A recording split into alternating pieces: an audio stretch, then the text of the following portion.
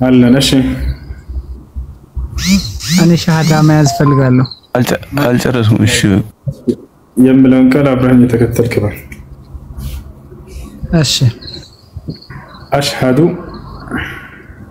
አሽሀዱ አላ ኢላሃ ኢላላህ وأشهد أن محمدا رسول الله ما شاء الله كذب على مسلمون هل جرسال هنا الكوكال يشهد قال وينم يمسكر قال يبالا يسلم الله ሃይማኖት የመጀመሪያው ትእዛዛትና መሰረት ነው። ትርጉሙ أشهد أن لا إله إلا الله ማለት እነሆ ከአላህ በስተቀር በእውነት የሚመለክ ሌላ አምላክ የለም ብዬ መሰክራለሁ ማለት ሲሆን ወአሽሀዱ አነ ሙሐመድን ረሱሉላህ ማለት ደግሞ ሙሐመድም የአላህ መልእክተኛና ነብይ ናቸው ብዬ መሰክራለሁ ማለት ነው። ከዚህ በኋላ ሙስሊም ሆኗል። አንድ ሰው እስልምናን ሲቀበል ጊዜ አላህ ምን ያደርግለታል ለዚህ ሰው ከተባለ የመጀመሪያ የሚያደርግለት በሰለመበት ቀን ያለፈ ኃጢአቱን ሁሉ ይምርለታል። ያለምንም ኃጢአት ንጹህ አድርጎ ይቀበለዋል። አላህ በቁርአን ላይ ሲናገር ምን አለ? قل للذين كفروا إن ينتهوا يغفر لهم ما قد سلف وإن يعودوا فقد مضت سنة الأولين إلى محمد هو لنزي على كادون باراوچين دي بله نغاراچو سلالفو كهدتاچو بيتونا بيቆጠቡ ወደኔ ቢመለሱ ያለፈ ኃጢአታቸውን ሁሉ ምርላቸዋለሁ ይላል። فمن تاب من بعد ظلمه واصلح فإن الله يتوب عليه ይላል። إن الله غفور رحيم በኃጢአት ነፍሱን ከበደለ በኋላ ራሱን ያስተካከለ ወደ እኔም የተመለሰ ባሪያን እኔ ንስሐው እቀበለዋለሁኝ እምርለታለሁኝ አለ። እኔ መሐሪና አዛኝ ሆንኩኝ አምላክ ነኝና እያለ ይናገራል። እሺ ሌላ እስልምናን ከተቀበለ ሰውየው መጀመሪያ ሊያደርግ የሚገባው ሻወር ይወስዳል። ለሶላት ዝግጁ ይሆን ዘንድ እዚያ ንጹህ ልብስ በመልበስ በአቅራቢያው ወደሚገኝ መስጂድ በመሄድ ሶላትን ይጀምራል። ስለ ሶላት በመማር ስለ ውዱእ አደራረግ በመማር በዚህ ላመነውና ለመሰከረው አንድና ብቸኛ ለሆነው ለአምላኩ ብቻ መስገድን ይጀምራል። ሙስሊም ጓደኞች አሉ? አዎ ስራ ቦታ ሙስሊም ጓደኞች አሉኝ፣ ግን መስጂድ የለም። ገጠር ነው ያለሁ፣ በሳውዲ አረቢያ ነው። አብሽር ችግር የለውም። ሙስሊም ጓደኞች ካሉ ስለ ውዱእ አደራረግና ስለ ሶላት አሰጋገድ አስተምሩ ይበላቸው፣ ያስተምሩሃል። በጣም ቀላል ነው፣ ይሰጡሃል። ከነርሱም ጋር ቢሆን እየሰራችሁ እዛው መስገድ ትችላላችሁ አብራችሁ፣ ወይንም ያንን ተማርና ብቻህን ቢሆን ብትሰግድ ችግር የለውም። መስጂድ አይኖርም፣ እንደው መስጂድ ካለ ወደዛ ሄዳ እንድትሰግድ በማለት ነበር። ብቻህን ቢሆን ትሰግዳለህ። እሺ ስምህ ማን ነበር? መስጂድ እንኳን ረቀቀ። አብሽር ስምህ ማን እዮብ ነበር ስሜ። እዮብ ደስ የሚል የሙስሊም ሰው አለ። ይሄም ቢሆን ችግር የለውም፣ ይሄም ቢሆን ችግር የለውም። አይ መቀየር ፈልጋለሁ ካልክ መብትህ ነው። ይቀየርልኝ፣ እኔ መቀየር ፈልጋለሁ። እሺ ደስ የሚል ማን የሙስሊም ስም ማንን ታውቃለህ አንተ? ወይስ እኛ እናውጣለን? እናንተ አውጡልኝ። እሺ ደስ የሚል የሙስሊም ስም አዩብ ወይንም ደግሞ ሙሐመድ ወይንም ዒሳ ወይንም አብዱራህማን ወይንም ቢላል የትኛው ደስ ይላል? ረመዳን ረያን መሐመድ ቢሆንልኝ ደስ ይለኛል። ሙሐመድ ማሻአላህ ሙሐመድ የነብያችን ሙሐመድ ሰለላሁ ዐለይሂ ወሰለም ስም ነው። ከዚህ በኋላ ሙሐመድ ብናል ወንድማችን እንኳን ወደ ነብያት መንገድ ወደ ሆነው ወደ እስላም መጣ እንላለን። እንኳን ደስ ያለህ። እሺ አሁን የምትለይ ነገር ካለ ማድረግ የምትጠበቅብኝ አንዳንድ ነገር ዝሁ የምትነግረኝ ካለ? አንድ ሰው እስልምናን ሲቀበል ቅድም እንዳልኩ ሻወር ይወስዳል። ሻወር እንዲወስድ ታዟል። ለሶላት ዝግጁ ይሆን ዘንድ ጓደኞችህም ስለ ሶላት አሰጋገድ ስለ ውዱእ አደራረግ አስተምሩ ይበላቸው። በአካል ቢሆን በተለይ በጣም ለዘቶሎ ስለሚገባ በማሳየት ሲሆን ካልሆነም በጽሁፍ ሰጥተው ሊሆን ይችላል። ያንን በመማር ለጌታ ለአምላክ ለአላህ መስገድን ትጀምራለህ። ፎሎ አድርጌያለሁ። በውስጥ ስልክ ቁጥርን አስቀምጥልኝና ግሩፕ እንዲያስገቡ እንዲያስተምሩ አድርጌያለሁ ኢንሻአላህ። እሺ ችግር የለውም። አየሽ ወንድሜ። እሺ ጥያቄ ያላችሁ ቀጥሉ። ኢሞቲ ሰላም እንዴት ነው? ኢሞቲ ያለሽ? አለው እንዴት ናችሁ? ደህና ነሽ? ሰላም ነው?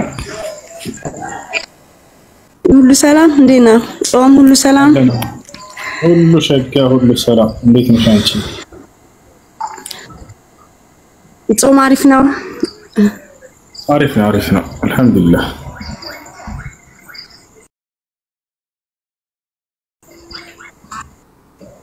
የሁል ጊዜ ጥያቄን ይዘህ ስለመጣህ እኔ በጣም ደስ ብሎኛል።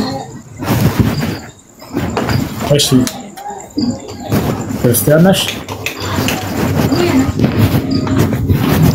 ያው እንደምታውቀው በመጽሐፍ ላይ ስለ ኢሳ ስለ ኢየሱስና ስለ መሐመድ ነው ያው እንጂ ብዙ የመጽሐፍ ልዩነት የሐሳብ ልዩነት የላቸውም ቁርአንና ማለት ነው። ነገር ግን በኢሳና በመሐመድ ያለው ልዩነት ደግሞ የህይወት ልዩነት ነውና ይሄንን ያው በራሱ መረዳት ፈልጋለሁ። በጣም ጥሩ። ኦኬ እንግዲህ ነብዩላህ ዒሳና ነብዩ መሐመድ ሰለላሁ ዐለይሂ ወሰለም ሁለቱም ከነብያት በነብዩ ኢሳ መካከልና በመሐመድ ያለው ልዩነት በጣም ሰፊ ዲፈረንስ አለና ይሄንን ሰፊ በሆነ መረዳት ውስጥ ኢቭን ኢፍ ከዚህ ሰዓት ውጪ ጊዜ ሰተኝ ብታስረዳኝ እኔ በጣም ደስተኛ ነኝ። ምክንያቱም በጣም የምፈልግ ልጅ ነኝ። ለማወቅ በጣም ብዙ ነገሮች ውስጥ እየገባው እያነበብኩኝ ለመረዳት በጣም ጥረት ውስጥ ያለው ሰው ስለሆንኩኝ ግዴታ እንዳንተ አይነት መንገድ ይሄዱ ሰዎች እኔ ህይወት ውስጥ ያስፈልጋሉ። እሺ አዳምጪ ላስረዳሽ። በቃ በጣም ጥሩ ጥያቄ ነው። እንዴ ወሳኝ የሆኑ ጥያቄዎችን መጠየቃቸው በጣም ይበረታታል። መሐመድ ሰለላሁ ዐለይሂ ወሰለም እና ነብዩላህ ዒሳ በመካከላቸው ያለው ልዩነት ምንድነው? ወደሚለው እንምጣ። መጀመሪያ አንድነታቸው ሁለቱም ከአላህ ነብያት መካከል ሁለት ነብያቶች ናቸው። አላህ ሁለቱንም በአንድ ቃል ሲገልጻቸው ምን አለ? መልመሲሑ ኢብኑ መርየም ኢላ ረሱሉን ቀድ ኸለት ሚን ቀብሊሂ ሩሱል ይላል። ወማ ሙሐመዱን ኢላ ረሱሉን ቀድ ኸለት ሚን ቀብሊሂ ሩሱል ይላል። አንድ አይነት ቃል አድርጎ ይገልጻቸዋል። የማርያም ልጅ መሲሁ ማለት ከእርሱ በፊት አልፈው እንደነበሩ ነብያቶች አንድ ነብይ ነው ይለናል። ነብዩ መሐመድ ሰለላሁ ዐለይሂ ወሰለም ማለት እርሳቸውም ልክ እንዲሁ ከእርሳቸው በፊት አልፈው እንደነበሩ ነብያቶች አንድ ነብይ ናቸው ይለናል። አምላክ አላህ ሱብሓነሁ ወተዓላ ነብዩላህ ዒሳን ለእስራኤል ልጆች ነብይ አድርጎ ልኮታል። ነብዩ መሐመድ ሰለላሁ ዐለይሂ ወሰለም ለዓለም ልኳቸዋል። ሁለታቸውም ድንቅ የሆኑ ተአምራቶችን ተሰጥተዋል፣ የነብይነት ማረጋገጫቸው። ለምሳሌ ነብዩላህ ዒሳ መሲሁ ማየት የተሳናቸውን የመፈወስ ተአምር ተሰጥተው ነበር። ልክ እንዲሁ ሙታንን ማስነሳትን ተአምር ተሰጥተው ነበር። ለምጽ ያለባቸውን ሰዎች የመፈወስ ተአምር ተሰጥተው ነበር። ልክ እንዲሁ አፋቸው ድዳ ይሆን መናገር የማይችሉ እነዚህን የመፈወስ ተአምር ተሰጥተው ነበር። በርካታ ተአምራቶችን ሰጥቷቸዋል። ለነብዩ መሐመድ ሰለላሁ ዐለይሂ ወሰለም ልክ እንዲሁ ተአምር ሰጥቷቸዋል። ነብያችን ሰለላሁ ዐለይሂ ወሰለም ከተሰጣቸው ተአምር መካከል የመካ ሰዎች ከዕለታት አንድ ቀን ጠየቋቸው። سأل أهل مكة النبي صلى الله عليه وسلم قالوا يا رسول الله يا محمد إن كنت نبيا أرنا آية فأراهم من شقاق القمر مرتين أنت محمد هوي بأونة النبي كهنك يالف نبيات وش تأمر يسر سيطوال لنا أنت تأمر سرتها سينا راجع النبي صلى الله عليه وسلم فأراهم من شقاق القمر جاركان كفلوا أسايواتشو إلى جاركان لهولت كفلوا أسايواتشو مرتين هين تأمر هولت كزين ما درقوا إلى النبي محمد صلى الله عليه وسلم هين تأمر أرقوان ሌላም ከዕለታት አንድ ቀን ነብያችን ሰለላሁ ዐለይሂ ወሰለም ጋር የሆነ ሰው መጣና ያ ረሱላህ ادعو الله لي ان يرد لي بصري አላቸው። ان صبرت فلك خير አሉት። وان شئت دعوت لك فرد الله لك بصرك فقال اريد ان ارى يا رسول الله فرد الله له بصره። ነብያችን ሰለላሁ ዐለይሂ ወሰለም ጋር የሆነ ሰው መጣና አንተ የአላህ መልእክተኛ ሆይ እኔ ማየት እፈልጋለሁኝ አይኔን አላህ እንዲመልስልኝ ዱዓ ያድርጉልኝ አላቸው። ማየት የተሳነው ሰው ነው። ከተወለደበት ጊዜ ጀምሮ ማየት አይችልም። ይሄ ሰሃባ ወደ እርሳቸው በሰዎች እየተመራ መጣና አይኔን አላህ እንዲመልስልኝ እፈልጋለሁ አሁን አስመልሱልኝ አላቸው። ነብያችን ሰለላሁ ዐለይሂ ወሰለም ብትታገስ ላንተ የተሻለ ነው አሉት። አይ ማየት እፈልጋለሁ በቃ አለ። ወዲያው ነብያችን ሰለላሁ ዐለይሂ ወሰለም ይሄ ሰው እዛው እያለ ሳይሄዱ ዱዓ አደረጉለት። ወዲያውም አምላክ አላህ ሱብሓነሁ ወተዓላ አይኑን መለሰለት። ሌላ ወደ ነብያችን ሰለላሁ ዐለይሂ ወሰለም ጋር ከዕለታት አንድ ቀን ልክ እንዲሁ አንድ ሷሃባቸውን ታሪኩ ረዘም ይላል። አይነ አሊ ኢብኑ አቢ ጣሊብ አሊ ኢብኑ አቢ ጣሊብ የት ነው ብለው ጠየቋቸው። ኢነሁ የሽተኪ ዐይነይሂ ያ ረሱላህ አሏቸው። አንተ የአላህ መልእክተኛ ሆይ እርሱ አይኑን ታሟል እኮ ማየት አይችልም፣ ማየት ተስኖታል አሏቸው። እቱኑ ቢያሉ እርሱን ይዛችሁልኝ አሉ። ፈኡቲየ በይነ ረጁለይን በሁለት ሰዎች እየተጎተተ መጣ። ሰውየው ከቤቱ ማየት የተሳነ ሰው ነው። ከቀኝና ከግራ ሁለት ሰዎች እየጎተቱ አመጡት። فأخذ النبي صلى الله عليه وسلم برأسه وبصق في عينيه فشفي كأن لم يكن به وجع. نبياتنا صلى الله عليه وسلم ይሄን ማየት የተሳነው ሰው ራሱን ያዛደረጉና በአይኖቹ መካከል ተፈተፋሉበት ወዲያውም ተፈወሰ በአይኑ ላይ የህመም ምልክት የማይታይበትም ሆኖ እስኪታይ ድረስ አሉ። አንድ ሰው ሲሻለው እኮ የሆነ ቀይ ምልክት ይታያል እና እንደዛ የለም አሉ ያዩ የመሰከሩ ሲናገሩ በአይኑ ላይ የህመም ምልክት የማይታይበት ንጽህ ያለ ነጭ ሆኖ የሚያይ ሆናሉ። ነብያችን ሰለላሁ ዐለይሂ ወሰለም እንዲህ አይነት አይንን የመመለስን ተአምራትም አድርገዋል። ይሄ ነው ነብያችን ሰለላሁ ዐለይሂ ወሰለም ነብዩላህ ዒሳን በጣም ይወዱታል።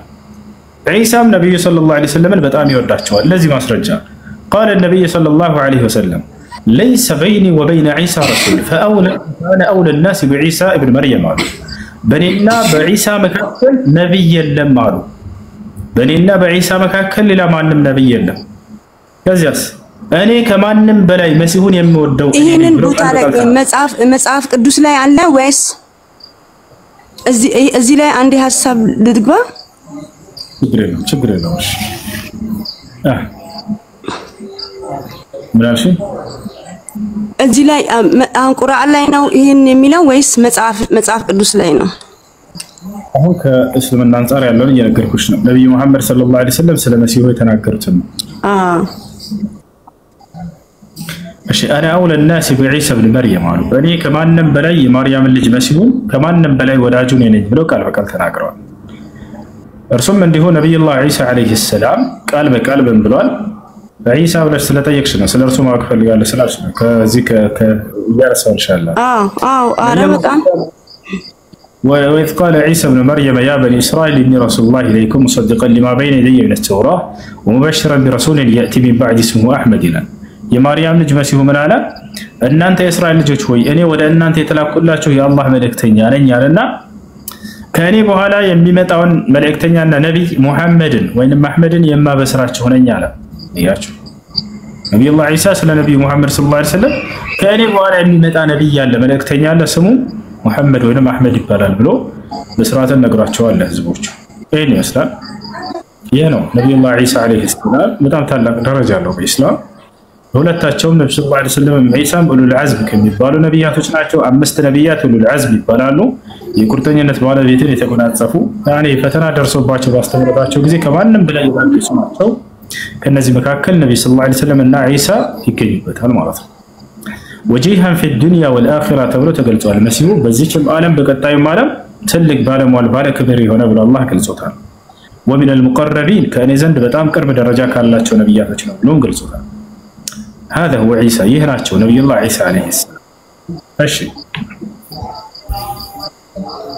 ያው ይሄ ያላህ ስጦታ ነው። ይሄ በነብይነት ደረጃ ሁለቱም አላህ ያላህ ባሪያዎች እስከሆኑ ድረስ ይሄ ስጦታ ነው ሁለቱም መካከል ውስጥ የተደረገው ማለት ነው። ይሄን ስጦታ ተቀብለው ወደ ምድር ላይ ለማንም ሰው ምንም መሆን ይችላሉ። ስጦታ ነው ለሁለቱም የነብይነት ስልጣን ስጦታ ነው የተሰጣቸው። ያው ክርስትና ላይ ታውቃለህ ኢየሱስን ነብዩላህ ዒሳን ወደ አምላክነት ነው በስተመጨረሻ ተቀይሮ በዛ ፕሮሰስ ሲስተም ውስጥ በእምነት ውስጥ ይዘውት ያው የሚኖሩት የምንከተለው ልበለ አምላክ አድርገውታል። እሱ ግን አምላክ እንዳለው ነገር ግን ፈጣሪ አንድ ካላስቸገርኩ ሁለተኛ ጥያቄ ካላስቸገርኩ ዋይ ኖት መሐመድ ባይብል ላይ ለምንድን ነው የሌለው? ኦኬ ስማቸውና የፈለግሽው ስማቸው መሐመድ የሚለውን ስም ላሳይሽ። ኖ መጽሐፍ ላይ ስማቸውን ሳይሆን የሁሉም ስራዎች ቁርአን ላይ እንዳለ የመጡበት ቦታ የሄዱበት አገልግሎታቸው ቁርአን ላይ አለ ስለሁሉም ማለት ነው። ነገር ግን መጽሐፍ ቅዱስ ላይ መሐመድ ምንም አይነት ታሪክ የለውም። ለምንድን ነው የክርስትናው እምነት ይሄንን የመሐመድን ሐሳብ የመሐመድን ጉዳይ የመሐመድን ተልእኮ ኢግኖር ያደረጉበት? ዋይ ኖት ብዬ ነው መጠየቅ ያስኩት። ኦኬ አለ ላሳይሽ። ምናልባት ናች ከተቀበልሽ አሳይሻለሁ፣ ችግር የለም አሳይሻለሁ፣ ችግር የለም። እንደዚህ ሄሎ ያው ከኔ በተሻለ መንገድ ውስጥ አንተ ዲቴል እዚህ ውስጥ አንተ ስለተኖርክና ሁለቱንም መንገዶች በጣም ስላያቸው የማብራራትና የማስረዳት አንተ አቅሙ አለ ብዬ ነው። አንተ ጄክ ሎኬሽን tomorrow okay hello እሺ ምን አልሽ? ይቅርታ እየሰማሁ ነው እሱ እሺ ምን አልሽ? በመጽሐፍ ቅዱስ ላይ የተሻለ መንገድ ውስጥ ላይፍ ስለነበርክ እሺ ለምንድን ነው ስለ መሐመድ መጽሐፍ ቅዱስ ሊያወራለት ያልቻለው? አዎ ለምንድን ነው ያላወራለት? የሁሉም ታሪክ ቁርአን ላይም አለ መጽሐፍ ቅዱስ ላይም አለ። ዋይ ኖት መሐመድ ባይብል ላይ ኢግኖር ለምን ሆነ? አለ ላሳይሽ ማለት ከፈለግሽ አያሽ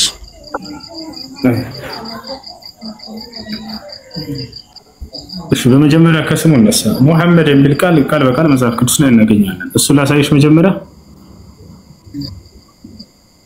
እሺ ደስ ነው የሚለኝ እኔ እኮ አይሽ እንደሱ ከሆነ እኔ ደስተኛ ነኝ። ደስተኛ ማሳያ አንቺ እንዲጠቅምሽ ነው የማሳይሽ። አንቺ እውነትን ከሆነ ህይወት ነው ይሄ እኮ ህይወት ነው። በጣም ጥሩ። እንግዲህ መጽሐፍ ቅዱስ እንደምታውቁት ብሉይ ኪዳን መጀመሪያ የተጻፈው በምን ቋንቋ ነበር? በዕብራይስጥ ነበር። የዕብራይስጡን ሄደን ቀጥታ ወደ አማርኛ እንቀይረዋለን። እዚህ ጋር ከኦሪት ዘፍጥረት እስከ ራዕይ ድረስ እናያለን። እዚህ ጋር እንግባና ሶንግ ኦፍ ሰሎሞን ላይ እንገባለን። መሐመድ የሚል ቃል እዚህ ጋር እናያለን ማለት ነው። እንመልከት። ሶንግ ኦፍ ሰሎሞን 5:16 ይሄ ነው ሶንግ ኦፍ ሰሎሞን ይላል በአማርኛው።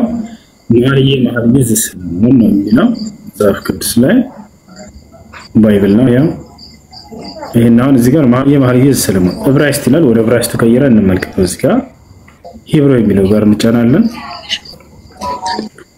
እዚህ ጋር ያው ሂብሩ ላይ መሐመድ ይላል። ይሄ ቃል ቀጥታ ይሄን ዕብራይስጥን ቃል ነው ወስደውና እናደርጋለን እዚህ እናስቀምጥ።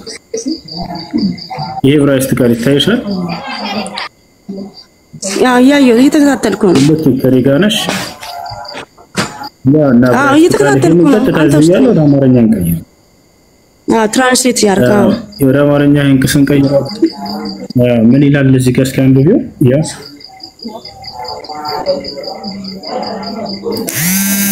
ምን ይላል?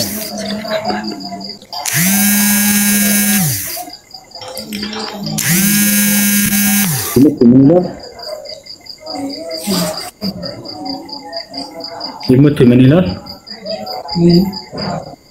እያየሁት ነው። አሎ እያየሁት ነው። ሁሱ መሐመድ ይላል። እና ይህ ቀጥታ እዚህ ጋር እናገኛለን። መሐመድ የሚለው እዚህ ጋር ይሄ አሁን ሰለሞን ንጉሱ ሰለሞን ላይ እዚህ ጋር ደግሞ ስንት ነው ያነሳል? መሐመድ እና ይሄ አሁን እዚህ ጋር ሌላ ነገር ላሳይ።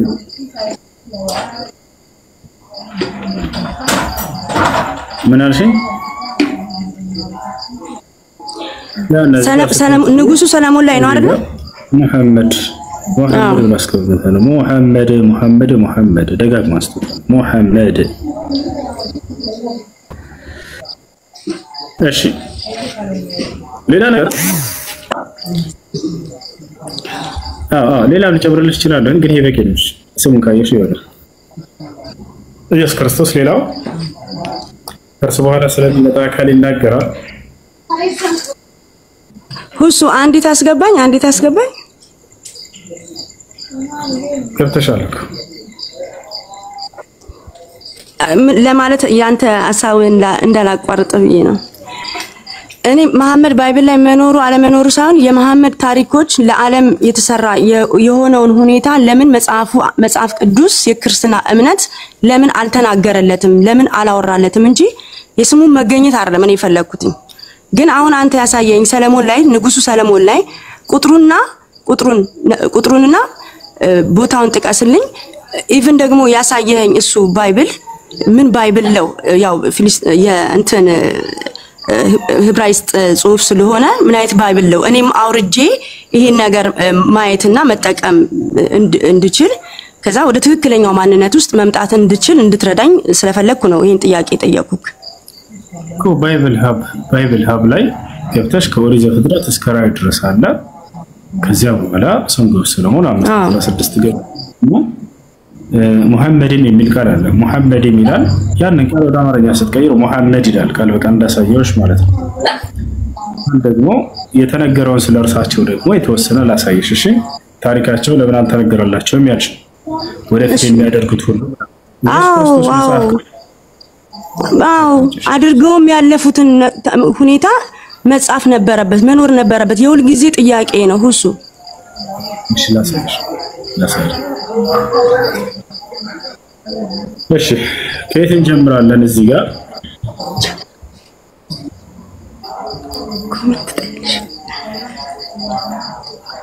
እሺ እዚህ ጋር ምን ይላል ተመልከቱ።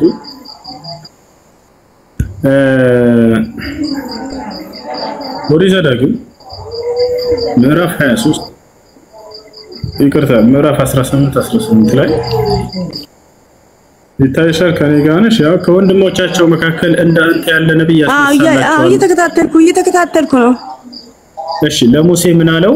ከወንድሞቻቸው መካከል እንደ አንተ ያለ ነብይ ያስነሳላቸዋለሁ ይላል። አሁን እዚህ ጋር እንደ አንተ ያለ ነብይ ያስነሳላቸዋለሁ አለ። ማን ነው እዚህ ጋር እንደ አንተ ያለ ነብይ ያስነሳላቸዋለሁ የተባለው ከተባለ እንግዲህ ቃል በቃል አምላክ አላህ ነብዩ መሐመድን ሰለላሁ ዐለይሂ ወሰለም እንደ ሙሴ ያለ ነብይ ነው ብሎ ይገልጻቸዋል።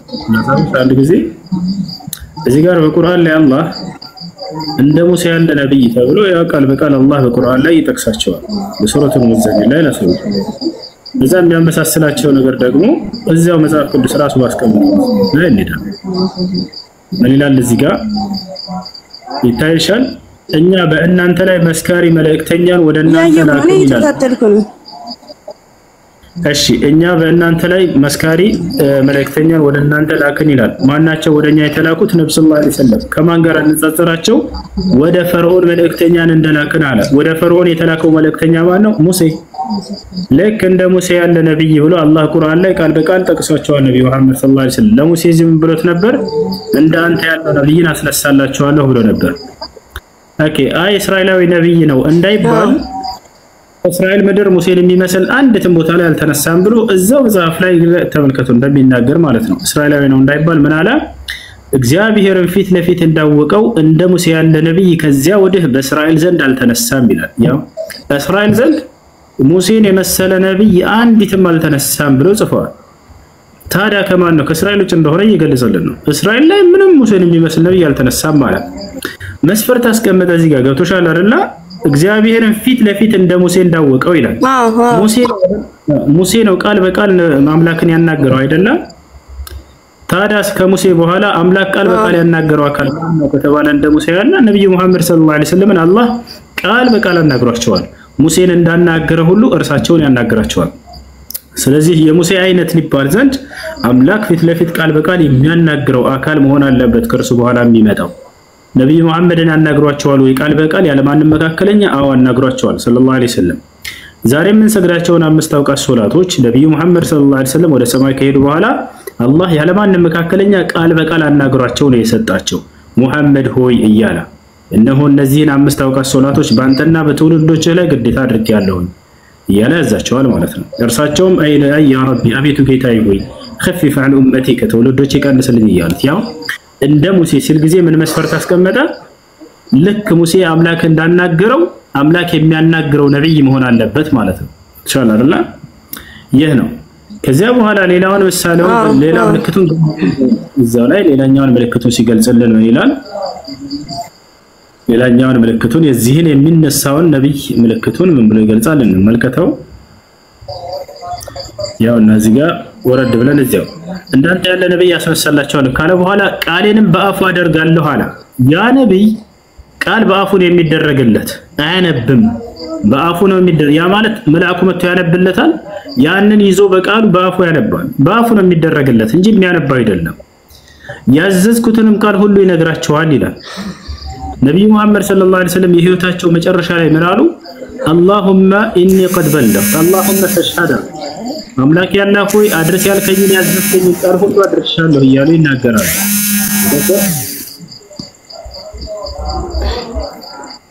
ያው ያዘዝኩትን ቃል ሁሉ ይነግራቸዋል ብሎ መሰከራል። አያችሁ? ከዚያ ቀጥሎ ምን አለ? እዚህ ጋር ነው አሁን ሌላኛው ትልቁ ምልክት በስሜም የሚናገረውን ቃሌን የማይሰማውን ሰው እኔ በቀልለታለሁ አለ። እንግዲህ ይህ ነብይ እዚህ ጋር የተገለጸው የሚሰጠው መለኮታዊ መጽሐፍ ከአምላኩ ዘንድ በአምላክ ስም ብሎ የሚጀምር መሆን አለበት ማለት ነው። በስሜም የሚናገረውን ቃሌን አለ። በአምላክ ስም ብሎ የሚጀምረው መለኮታዊ ቃል ዓለም ላይ የማን መጽሐፍ ነው ጀማ? ቁርአን እኮ ነው። ለነብዩ መሐመድ ሰለላሁ ዐለይሂ ወሰለም የተሰጠው መጽሐፍ ነው። ያው በአምላክ ስም ነው የሚጀምረው የሚሰጠው ቃል ራሱ።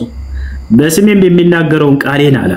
በአምላክ ስም ብሎ የሚጀምረው ቃል የማን ቃል ነው? የተሰጠው መጽሐፍ ቁርአን። እንዳለ ሙሉ ቁርአንን ብታያቸው በአምላክ ስም ነው የሚጀምሩት። አይ መጽሐፍ ቅዱሶች ናቸው እንዳንል በአምላክ ስም አይጀምሩም በፍጹም። ዮሐንስ ወንጌል፣ ማርቆስ ወንጌል፣ ሉቃስ ወንጌል፣ ማቴዎስ ወንጌል እንደዚህ ብለው ነው የሚጀምሩት። ከዚያም ሲጀምሩ ምን ይላል? የከበርክ ቴዎፍሎስ ሆይ ምናምን ይላል። ኢንሻአላህ አይደል? እንደዛ ነው የሚሉት። ይሄን ማየት እንችላለን። እዚህ ጋር ለምሳሌ ከእርሱ በኋላ እነዚህን መጽሐፍቶች ስናያቸው ጊዜ ሉቃስ ወንጌል ምዕራፍ 1 ቁጥር 1 በአምላክ ስም ይጀምራል አይጀምርም? ሉቃስ ወንጌል ምዕራፍ 1 ቁጥር 1 የከበርክ ቴዎፍሎስ ሆይ ከመጀመሪያው በዓይኔ ያየሁ የቃሉ አገልጋዮች የሆኑት እንዳስተላለፉልን እያለ ነው የሚጀምረው። ቁርአንን እስኪ ለነብዩ መሐመድ የተሰጠውን በማን ስም ይጀምራል ብለን ካልን በአምላክ ስም ብሎ ነው የሚጀምረው። ገና የመጀመሪያው ምዕራፍ እንክፈተው።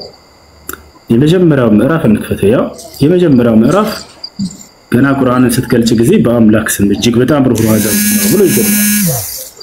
ያው ሱረቱል ፋቲሃ ይታይሽ ከኔ ጋር ነሽ? ያ የተሰጣቸው ቃል በማን ብሎ ይጀምራል? በአላህ። ካንተ ጋር ነኝ። አዎ እየተከታተልኩ ነው። ያው በአላህ ስም እጅግ በጣም ሩህሩህ አዛኝ በሆነው እያለ ይጀምራል። የሚጀምረው በአምላክ ስም ነው የሚሰጠው ቃል ያ ነብይ ማለት ነው። ተማን ነው በአምላክ ስም የሚጀምር ቃል የተሰጠው ነብዩ መሐመድ ሰለላሁ ዐለይሂ ወሰለም። ሌላም በርካታ ምልክቶች አሉ። እነዚህ በቃሉ ግን ለዛሬ እሺ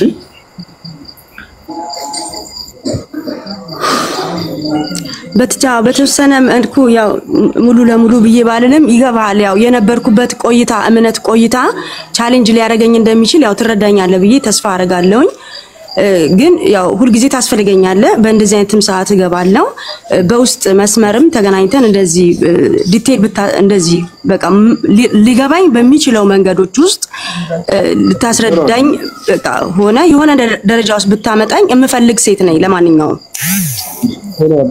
ፎሎ አድርጊኝ ኢንሻአላህ በስ እናወራለን። እሺ በገስት እናወራለን። እሺ በጣም አመሰግናለሁ። እሺ አላህ ይጨምርልህ፣ አላህ ያብዛልህ። እሺ ይሄ ትልቅ አገልግሎት ነው። እንደ የውይይት መድረክ አይደለም። ይሄ ሰዎች ከስተታቸው የሚመለሱበት ማንነት ነው። እሱ በዚህ አጋጣሚ በጣም ቴንክ ዩ ሶ ማች ብለስ ቱ አላህ ቢኮዝ ኦፍ ሰዎች የሚድኑበትን ህይወት ነው እየተናገርክ ያለው። ሰዎች ስተት ሊሆን ይችላል፣ ግን ከዚህ ነገር ይሄን ነገር ብሎ እንደዚህ ኮምፔር አድርጎ ሰው በሚገባው ልክ ማስረዳት ቀላል ነገር አይደለም። ያንተ የእምነት አቅም ይጠይቃል። አላህ ይጨምርልህ ነው የምልህ። እኔ አላህ ያብዛልህ። በጣም አመሰግናለሁ። አይሽ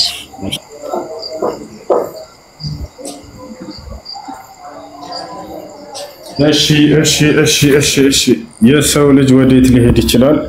ወደ ውጭ ሊሄድ ይችላል።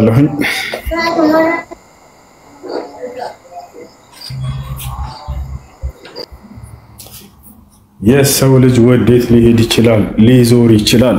ወዴት? ወደ ሱቅ። ወዴት ሊሄድ? ዋላ ተቀምጬ እስከምቼ ድረስ ዛሬ ላዞራችሁ ነው። ትዞራላችሁ ከኔ ጋር ልዝጋ ወይንስ ትዞራላችሁ? ልጆች ይሄ ብቻ አይደለም። በነገራችን ላይ ሌላም ብዙ አሉ። الحجر الذي رفضه البناء مسيح من على የማዕዘን ራስ ድንጋይ እያለ ይናገራል። አነ ትልከ ለቢና ቃል በቃል እኔ ያችነኝ የማዕዘኗ ራስ እያሉ ነብዩ ሰለላሁ ዐለይሂ ወሰለም ይናገራሉ። ዋና አለቃ ተደርጎ የሚመጣ የሚነሳ መልእክተኛና ነብይ አለ። እርሱ ዋናቸው ነው። የት ነው ያደረኩት? በኋላ ኤቲኤም وقال الله لا تتخذوا إلهين اثنين إنما هو إله واحد فإياي فارهبون وله ما في السماوات والأرض وله الدين واصبا أفغير الله تتقون وما بكم من نعمة فمن الله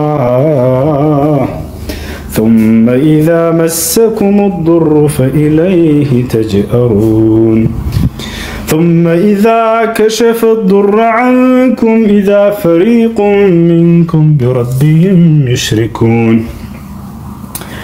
ليكفروا بما آتيناهم فتمتعوا فسوف تعلمون ويجعلون لما لا يعلمون نصيبا مما رزقناهم تالله لتسألن عما كنتم تفترون ويجعلون لله البنات سبحانه ولهم ما يشتهون وإذا بشر أحدهم بالأنثى ظل وجهه مسودا وهو كظيم توارى من القوم من سوء ما بشر به أيمسكه على هون أم يدسه في التراب ألا ساء ما يحكمون. ይሄን ሰፈር ላሳያችሁ። ያበደ ሰፈር እብድ ያለ ሰፈር እኔ ያበድኩት ሰፈሩ ወይ ላሳያችሁ በአላህ። ያ ሰላም ኒውዮርክ የት ነው በአላህ?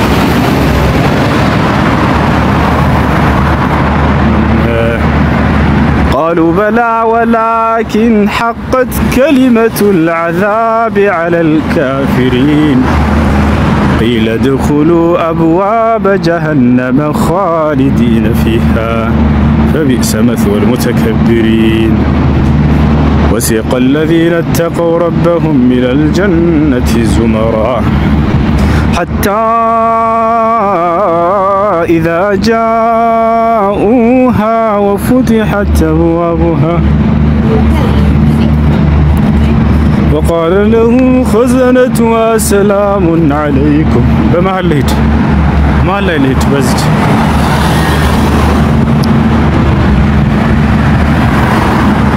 قالوا بلى ولكن حقت كلمة العذاب على الكافرين قيل ادخلوا أبواب جهنم خالدين فيها فبئس مثوى المتكبرين وسيق الذين اتقوا ربهم إلى الجنة زمرا حتى إذا جاءوها وفتحت أبوابها وقال لهم خزنتها سلام عليكم طبتم فادخلوها خالدين وقالوا الحمد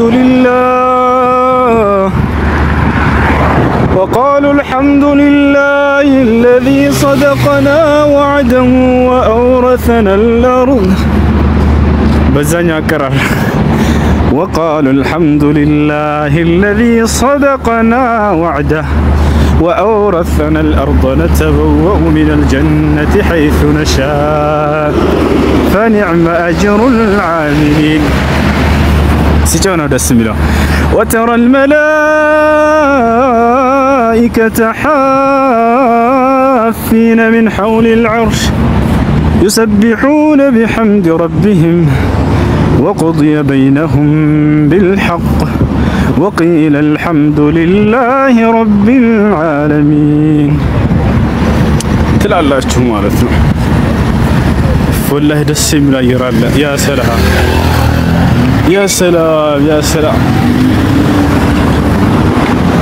والله سفر አያችሁት? ያ ሰላም የትኛው እኔ ይሄን ህንጻ ነው የምፈልገው።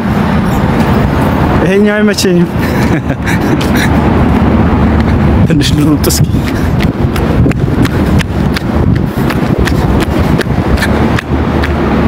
ያ ሰላም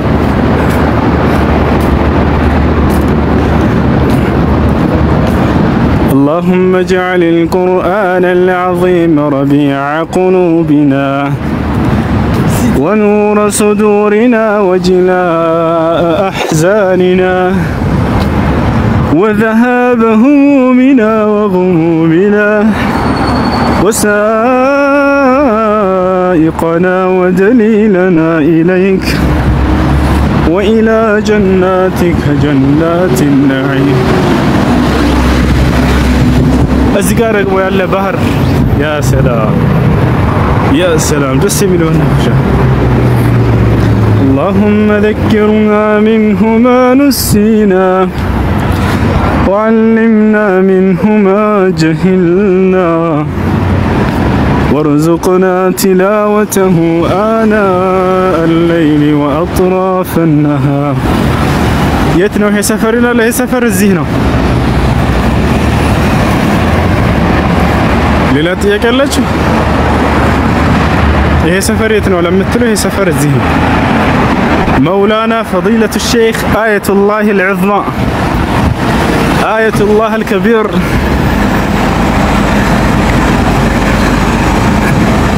آية الله رمزي ما سرجع دليل